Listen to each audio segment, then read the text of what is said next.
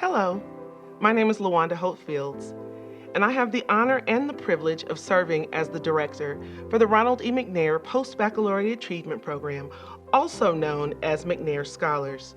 During this 2019-20 academic year, we are excited to celebrate our anniversary of 25 years on the Wichita State campus.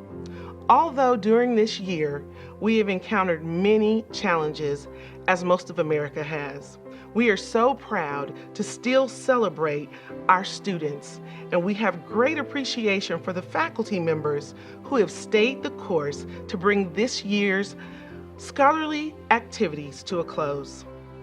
I would like to acknowledge my boss and mentor, Ms. Delta Q. Colvin, for her support during these most recent challenging times, but also for her confidence in me to lead this dynamic group of students.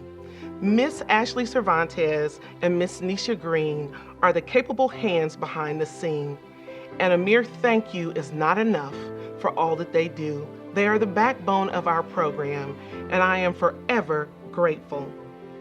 As we celebrate 25 years of academic excellence and 15 students who are completing their scholarly research, I also want to thank you as our supporters and as our listeners.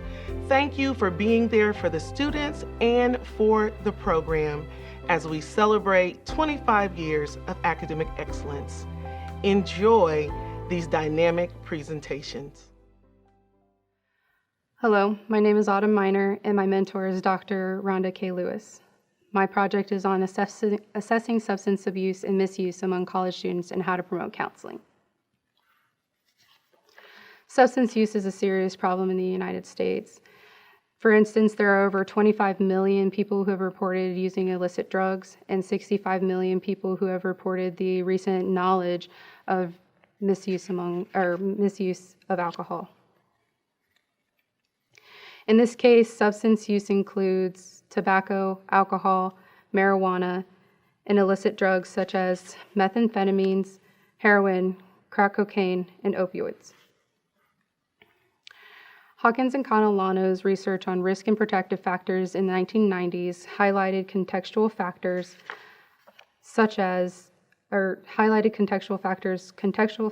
individual factors, and interpersonal factors. These factors have to do with values, structures of society, certain characteristics of individuals, and their personal environments. Hawkins and Catalano's research led into research with the adverse childhood experiences and substance use. There is a correlation between the ACEs and substance use, but there is a lack of help seeking among college students. Multiple studies show that there are barriers, and these barriers are issues when it comes to college students and help seeking. These barriers include lack of time, privacy concerns, lack of emotional openness, and financial constraint. There is also the lack of knowledge of needing help and not knowing about available resources and having skepticism about treatment.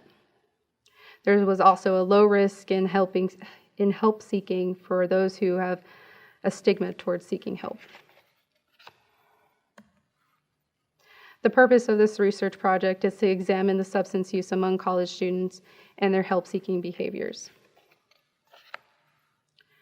We wanted to examine the association between adverse childhood experiences and substance use, and what the help-seeking behaviors are of college students in relation to substance abuse.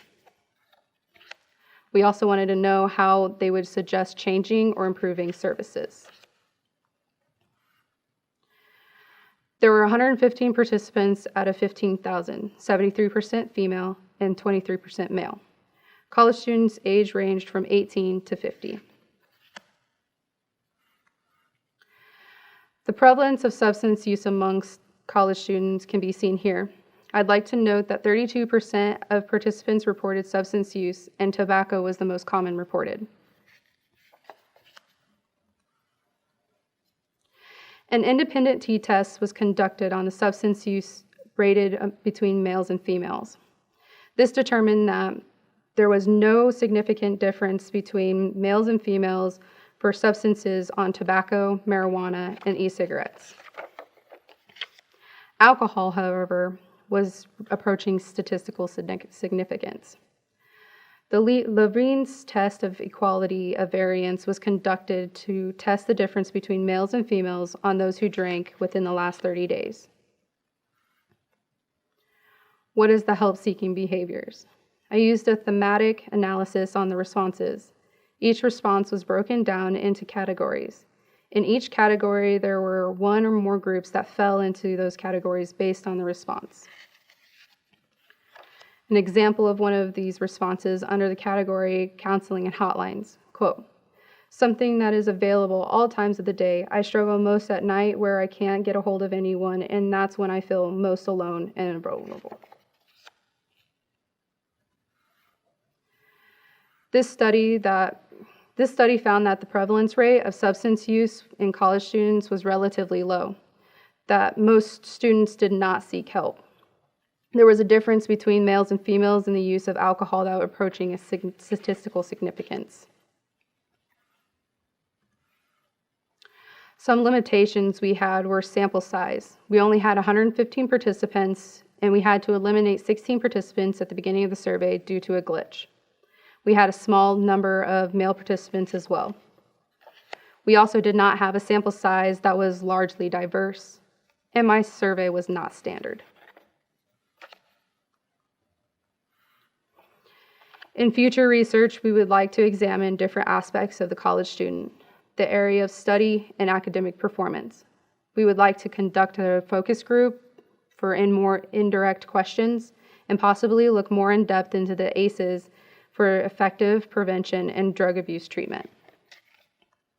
Thank you. So questions?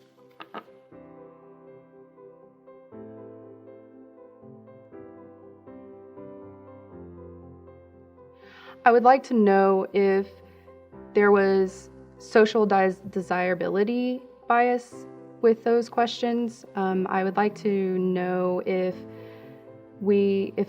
college students actually use substances more than they reported.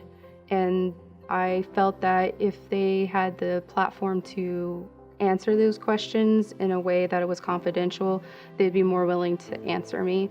I don't think that that's what happened. I think that social desirability bias was in effect, and I didn't get the answers that I were looking for.